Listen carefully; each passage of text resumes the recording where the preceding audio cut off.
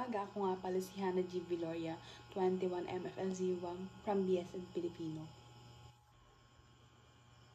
Tayo ay naririto hindi para magdiwang, kundi para pag-isipan ang isang malaking sakit na matagal nang bumabagabag sa ating lipunan na korupsyon.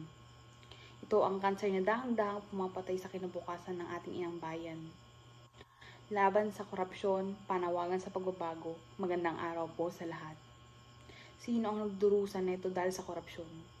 Tayo ang bawat pisong ninanakaw mula sa kaban ng bayan ay katumbas ng isang aklat na hindi naabot ng mag-aaral, isang gamot na ipinagkalat na may sakit, isang kalsadang hindi naayos. Ito ang ugat ng kahirapan at kawalan ng hustisya. Ang mga proyektong ito dapat sana'y mapag-unlad sa bansa ay nagiging instrumento lamang ng pagpapayaman ng iilan. Ang korupsyon ay hindi lamang problema sa pera, ito ay moralidad. Kung nagiging magnanakaw ang namumuno, wala na yung tiwala ng taong bayan, wala na yung pag-asa, pero hindi tayo dapat magpalamang sa kawalan ng pag-asa. Ang laban sa korupsyon ay hindi lamang trabaho ng gobyerno. Ito ay responsibilidad natin lahat. Kayo bang mamayaman? Tayo ay may saklaw na kapangyarihan. Sa ating pagboto, piliin natin ang may malinis na track record.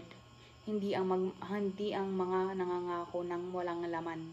Sa ating pang-araw-araw na buhay, tumatanggi tayo sa pag-aalok ng pagtanggap ng suhol, gaano man ang kaliit na magsimula ang pagbabago sa ating sarili. Huwag tayo manahimik, ipaabot natin ang ating boses. Tayo na ang magiging mata ng tenga ng bayan. Magtulungan tayo upang muling ibalik ang katapatan at dangal, pamamahala at kinabukasan ng Pilipinas ay nakasalalay sa ating mga kamay. Wakasan na natin ang korupsyon at simulan ang tunay na pagbabago. Magsasama-sama tayo para sa isang tapat at mapag-unlad na Pilipinas. Maraming salamat po.